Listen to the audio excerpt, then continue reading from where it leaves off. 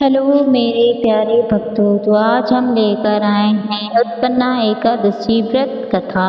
तो पहले जानते हैं उत्पन्ना एकादशी का महत्व। धर्मराज युधिष्ठिर कहने लगे कि हे भगवान, मैंने कार्तिक शुक्ल एकादशी अर्थात प्रबोधिनी एकादशी का सविस्तार वर्णन सुना। अब आप कृपा करके मुझे मार्गशीर्ष माह के कृष्ण पक्ष की एकादशी के विषय में भी बतलाइए। इस एकादशी का नाम क्या है तथा इसके व्रत का क्या विधान है, इसकी विधि क्या है, इस व्रत को करने से किस फल की प्राप्त होती है। भगवान श्री कृष्ण बोले, मार्गशीर्ष माह के कृष्ण पक्ष में आने वाली इस एकादशी को उत्पन्ना एकादशी कहा जाता है। यह व्रत शंखोद्वार तीर्थ में स्नान करके भगवान के दर्शन करने से जो फल प्राप्त होता है उसके बराबर पुण्य मिलता है। व्रत करने वाले भक्त को चोर, पाखंडी, पर स्त्रीगामी, निंदक, मिथ्याभाषी तथा किसी भी प्रकार के पापी से बात करनी नहीं चाहिए। इसका महात्मा मैं तुमसे कहता हूँ, ध्यान पूर्वक सुनो। उत्पन्ना एकादशी व्रत कथा।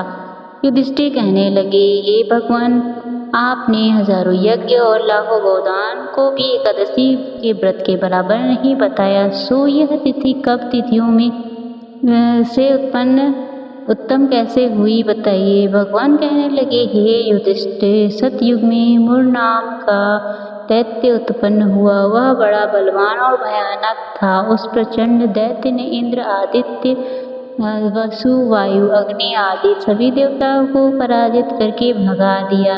तब इंद्र सहित देवताओं ने भयभीत होकर भगवान शिव से सारा वृत्तांत कहा और बोले, हे कैलाशपति, मृत्यु दैत्य से भयभीत होकर हम सब देवता मृत्यु लोक में फिर से आ रहे हैं। तब से भगवान शिव ने कहा, हे देवताओं, तीनों लोकों के स्वामी, भक्तों के दुख का नाश करने वाले भगवान विष्णु की शरण में जाओ, वे ही तुम्हारे दुखों को दूर कर सकते हैं। शिव जी के ऐसे वचन सुनकर सभी देवता क्षीरसार सागर में पहुँचे। वहाँ भगवान को शयन करते देख हाथ जोड़कर उनकी स्तुति करने लगे कि हे देवताओं द्वारा स्तुति करने योग्य प्रभु, आपको बारंबार नमस्कार। देवताओं की रक्षा करने वाले मधुसूदन, आपको नमस्कार है। आप हमारी रक्षा करें। दैत्यों से भयभीत होकर हम सब आपकी शरण में आए हैं। आप इस संसार के कर्ता, माता पिता, उत्पत्ति और पालन करता हैं,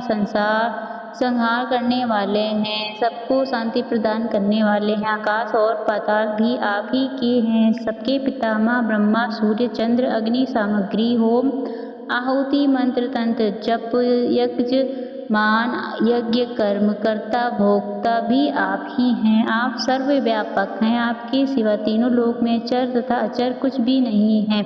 हे भगवान, दैत्यों ने हमको जीत कर स्वर्ग से भ्रष्ट कर दिया और हम सब देवताएं इधर उधर भागे भागे फिर रहे हैं। आप उन दैत्यों से हमारी रक्षा करें। इंद्र के ऐसे वचन सुनकर भगवान विष्णु कहने लगे, हे इंद्र, ऐसा मायावी दैत्य कौन है जिसने सब देवताओं को जीत लिया? उसका नाम क्या है?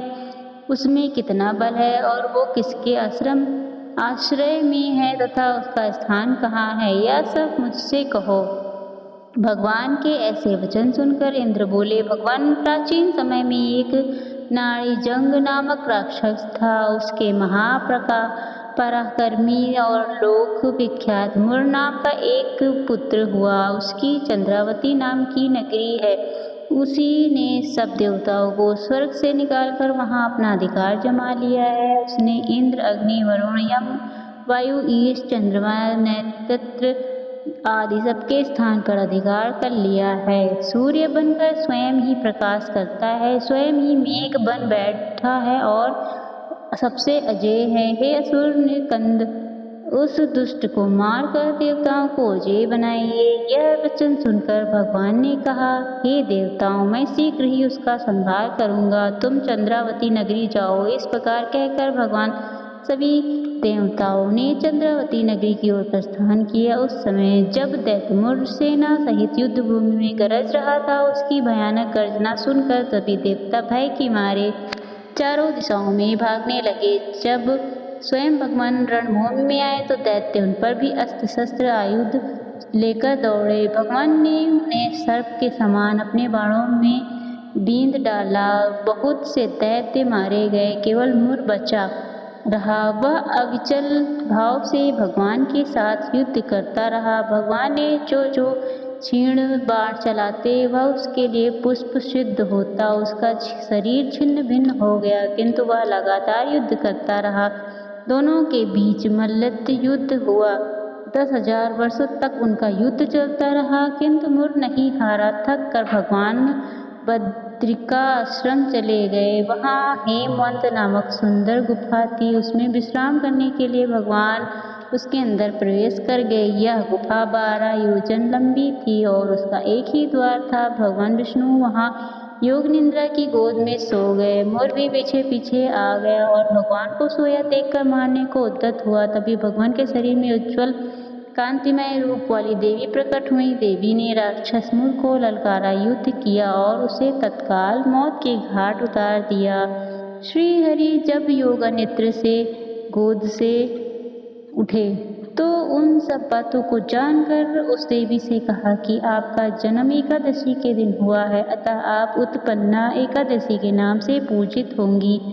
आपके सभी भक्त वही होंगे जो मेरे भक्त हैं। जय श्री हरि। अगर आपको ये कहानी अच्छी लगी हो तो मेरी कहानी को लाइक, मेरे चैनल को सब्सक्राइब करना ना भूलें। धन्यवाद।